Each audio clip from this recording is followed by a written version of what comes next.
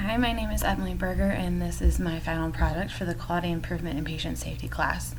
My project is on patient satisfaction, specifically with my women's soccer team. The quality problem is this. We have a lot of athletes that are coming into our facilities and expressing that they're not satisfied with a numerous amount of things within the athletic training facility. Some of the big ones that we are seeing and hearing from them is they are unsatisfied with the time that they are spending in the athletic training facility. They are not happy with the lack of attention they're getting from their athletic trainers, and they're also complaining that there's not the proper amount of equipment for them to do their rehab. Looking at the STEEP criteria, obviously safety is always our number one priority, but time, efficiency, and equitability is not really criteria that would fit this problem. The big one that we are looking at is patient-centered. Being patient-centered is the top goal of the institution that I'm at. We preach it to everybody. Our athletic training students, our new hires, everybody knows that we are trying to be as patient-centered as possible. I've kind of broken the improvement team members into two groups. On one side, you'll see the student athletes and the athletic trainers. The role of the student athletes is to provide us with the information necessary to understand where they feel changes need to occur. Without the student athletes and them expressing what they think needs to be changed, the athletic trainers cannot move forward.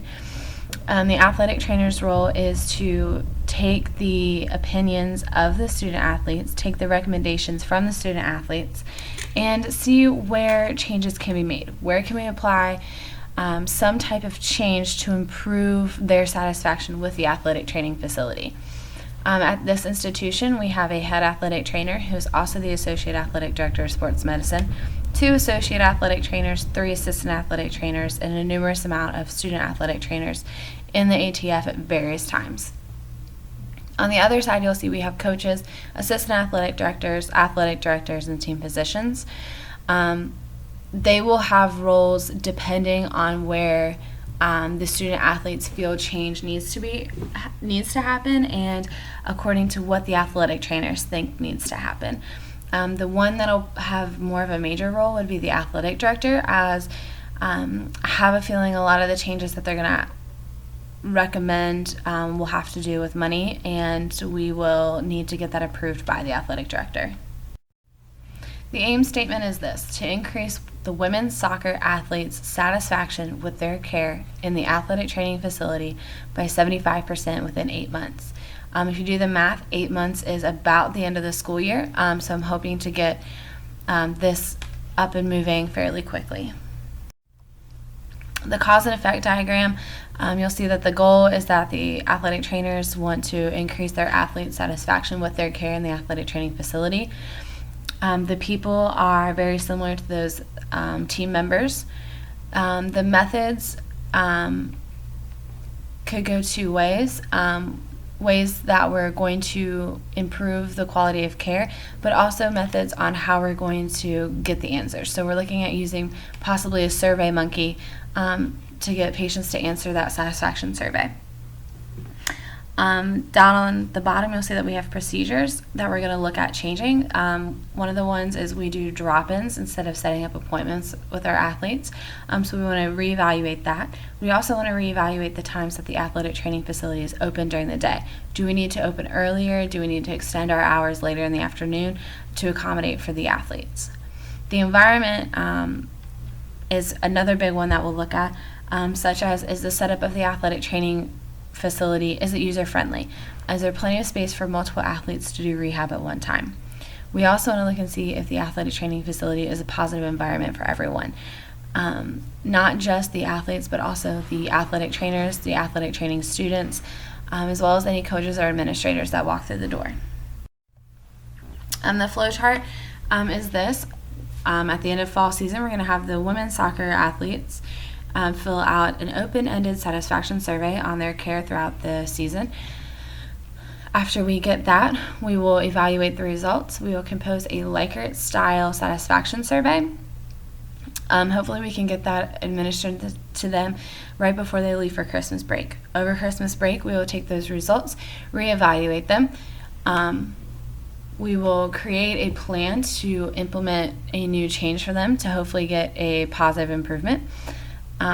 So the spring, that first change will take place. About halfway through the spring semester, we will have the women's soccer athletes take that Likert style survey again to see if we got an improvement or not. If we got an improvement, we will repeat the process for the next improvement. If not, we'll go back to square one. So the measures of improvement are kind of questionable for me right now. The one that I know will show us if a change has been made in a positive or negative fashion will be the scores that are generated on the Likert style questionnaire. It will be on a 1 to 10 scale, 10 being this is the most positive, best treatment I could have gotten, 1 being I'm extremely dissatisfied with the care that I've been given. Higher scores generating more positive satisfaction. As we implement changes, we will have the athletes retake this Likert style questionnaire, and that'll give us an idea if we're going in a positive way, negative, or if we're just kind of staying the same.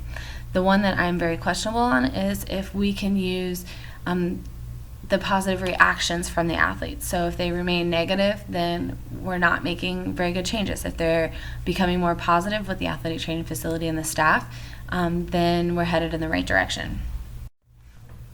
The selection of change, or what we plan on changing, I really can't answer at this moment. We really need to look and see how the athletes answered those open-ended questions at the end of the fall season.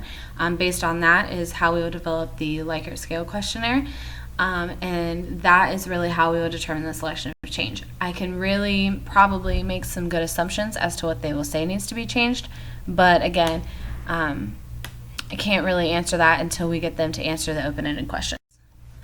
So the plan, do, study, act cycle. The plan is to increase women's soccer athlete satisfaction of care within their athletic training department by 75% within 8 months, so by the end of the school year. How we're going to do that, we're going to have them answer open-ended questions at the end of their fall season, which is right before Halloween. Using those answers, we'll develop a Likert type questionnaire for them to answer. Hopefully we can have that done right before they leave for Christmas break and get them to answer that on their way out the door. Over Christmas break, we will study the answers to the Likert questionnaire and find out where changes need to be made. Also, over Christmas break, we will have come up with a plan as to where we need to implement changes and how we're going to implement those changes. Halfway through the spring, when we feel that the implementation of the new changes has been put into place effectively, we'll have the athletes again fill out that Likert style questionnaire so we actually have a numerical number to see, yes, we did make a change and it was positive, or we made a change and it was negative. If we do get a positive on that implemented change, we'll go back to the original Likert scale questionnaire, see where another change needs to be made, and go through that whole process again. If we see a negative trend on that first implemented change, then we will reevaluate that and make a change to that before we move on to the next item. We're looking at trying to have the athletes fill out this Likert questionnaire quarterly, twice in the fall semester and twice in the spring, until we can make sure that all of their satisfaction needs are met. Obviously, we understand that there will be things that they want to see changed that are just not an option, but maybe we can look at it and see if there's something else we can change to make up for it. So the open-ended questions that I want to ask the athletes will be yes, no, and explain.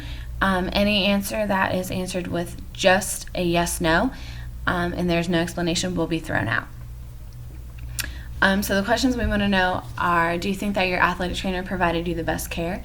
Do you think the athletic training facility had the proper equipment to meet your needs? Did we have the proper rehab equipment for you? Did we always have the right type of tape stocked?